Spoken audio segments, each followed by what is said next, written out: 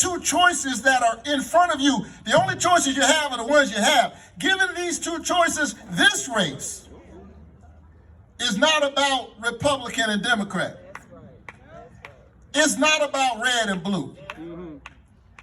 It's not about right and left. This race is about right and wrong, and Herschel Walker is wrong for Georgia.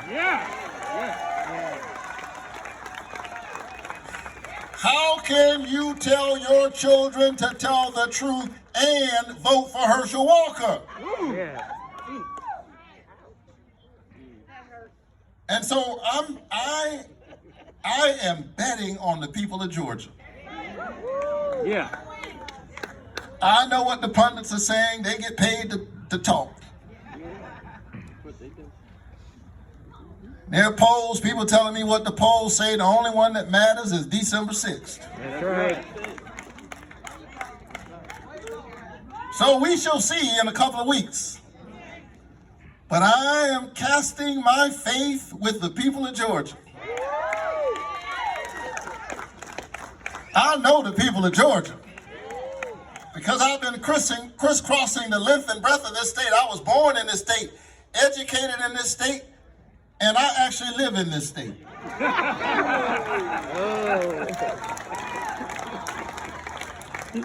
And I've got a feeling that the people of Georgia know that Georgia is better than Herschel Walker. Are you ready to win this election?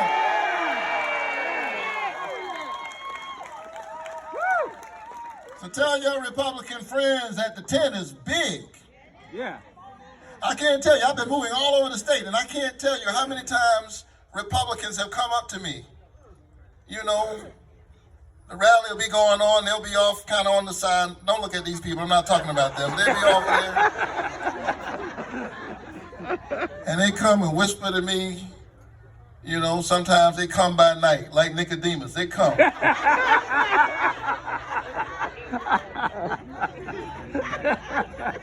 And they say, Pastor, I have never in my life voted for a Democrat, but I'm going to vote for you, or I just voted for you.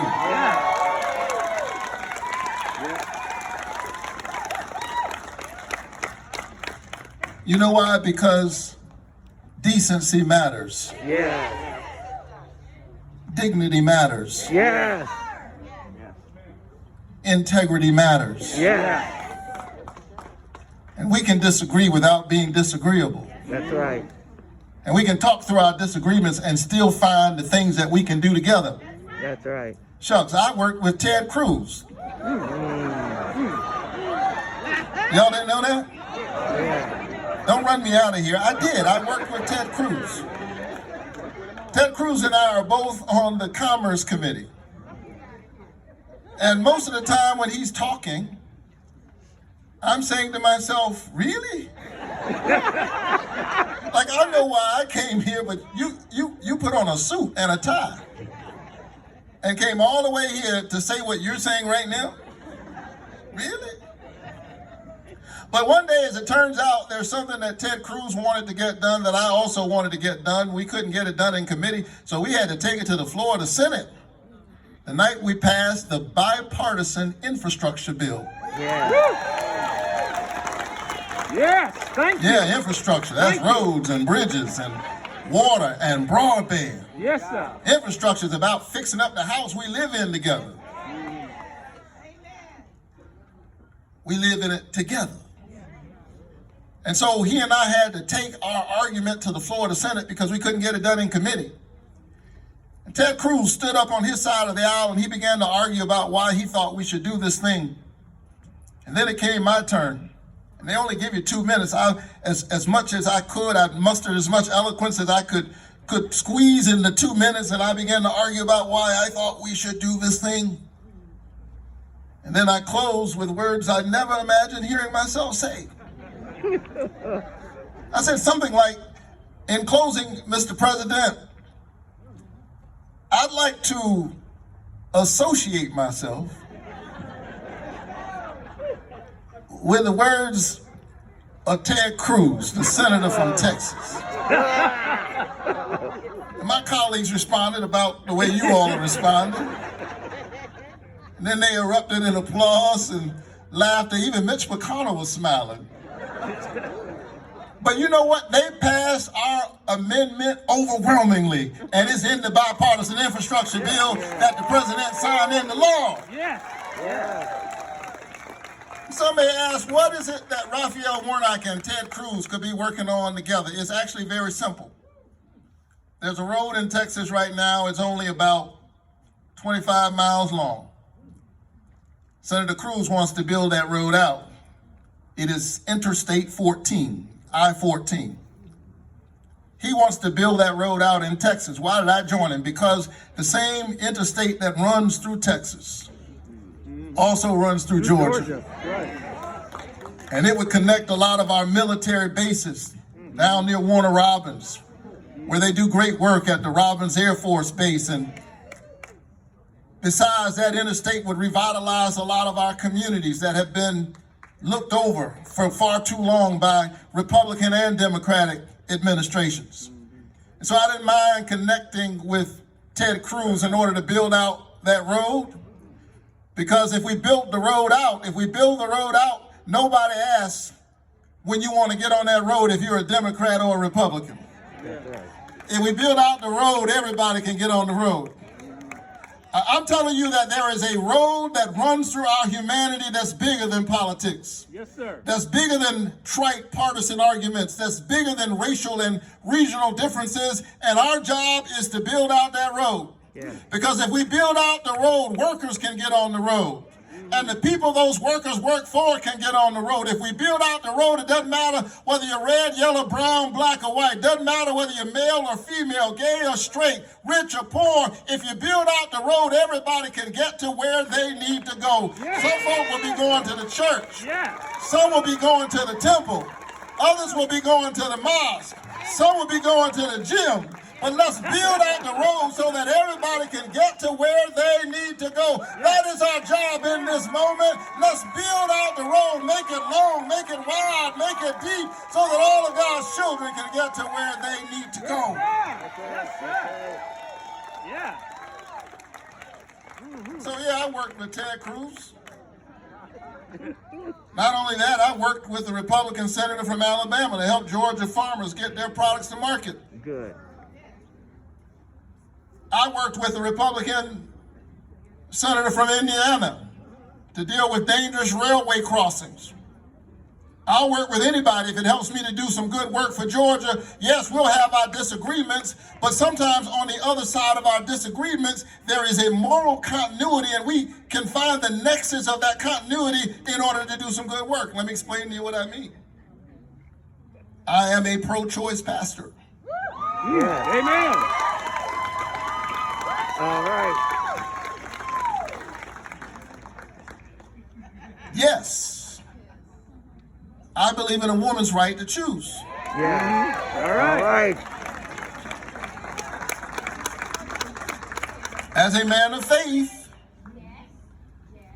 I have a profound reverence for life. That's why I got arrested fighting for health care. Because people die when they don't have health care. It's not a philosophical argument. It may feel philosophical to you because you have health care. But for somebody who doesn't, people are literally dying. Yes, sir. Mm-hmm. So I have a profound reverence for life as a man of faith. And as a man of faith, I have a deep respect for choice. And I think that a patient's room is too small and cramped a space for a woman, her doctor in the United States government. That's too many people in the room. That's right. That's right. The appropriate public policy question is not whether you agree with abortion or not. The appropriate public policy question is whose decision is it? That's right. That's the question. And that's my position. But here's the thing. There are sincere voices and people on both sides of the reproductive choice argument, and we should give each other that. But if your issue is life, then we ought to be able to find some places to work together. I'm offended that when compared to all of its Western peers, other wealthy nations. The United States of America has a maternal mortality rate that is higher than all of its peers. That's right. And it is especially high in the state of Georgia. That's right. And all across our country, black women, and while it shouldn't matter, even those who are well educated, have the income, and have the insurance, everybody deserves dignity, but I'm just trying to help you to see the issue here. Even when they have all of those things going for themselves, black women are far more likely to die. As much as 3 to 4 times more likely to die in childbirth or as a result of childbirth than their white sisters. That's right. And so if you care about life, you ought to be offended by that. That's right. And here's a place where government can actually make a difference. That's why I partnered with Marco Rubio of Florida, with whom I disagree on the reproductive choice issue. And together we wrote a maternal mortality bill to get at the root of this problem. We have to ask, why are these women dying? Yes, sir. Build out the road, make it long and make it wide so that all of God's children can get to where they need to go. So Fayette County, thank you for trusting me. I really mean that. Yes. Because to elect somebody is a sacred trust. Yes.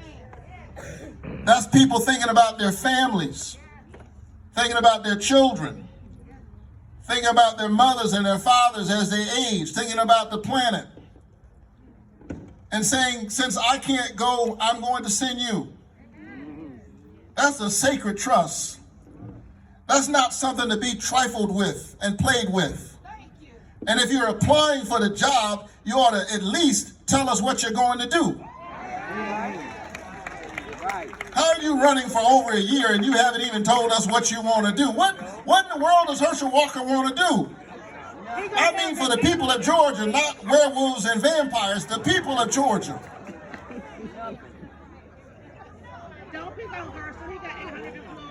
Well, I'll tell you what I want to do. I want to cap the cost of insulin not only for folks on Medicare, but for folks on private insurance, because insulin shouldn't be expensive. Yeah, that's right. I want to create a federal guide path that helps the state officials of Georgia to do finally what they should have done a long time ago, expand Medicaid so that our hospitals will stop closing. That's right. Take 600,000 Georgians out of the health care coverage gap. I want to keep investing, as we've already done, in domestic manufacturing, investing in things like chips, so we're not waiting on chips to come from China when we can make them right here in the United States of America. That's right. I want to protect a woman's right to choose. Yeah. I want to make sure that our children can get ready to be the workforce of the future, whether they're getting a 4-year degree or a graduate degree or a vocational degree or technical school, that there are all kinds of jobs, that those jobs will be available. I want to create a Georgia that embraces all of us. And so it comes down to this. I've been at this for 3 years. I must really want this job. I didn't even realize it until my staff pointed it out to me. Did y'all know that this is the 5th time my name has been on the ballot in 2 years for the same doggone job? That means you a keeper. I must really want this job. That means you a keeper. This is the 5th time. But you know what? When my name was on the ballot the first time, I finished first.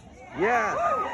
And when my name was on the ballot the second time, I finished first. And when my name was on the ballot the third time, I finished first. All right. All right. And 2 weeks ago, when my name was on the ballot for the 4th time, I finished first. Yeah. And come December 6th, I got a feeling that I'm going to finish first again. Are you ready to win this election? Are you ready to stand up for our veterans?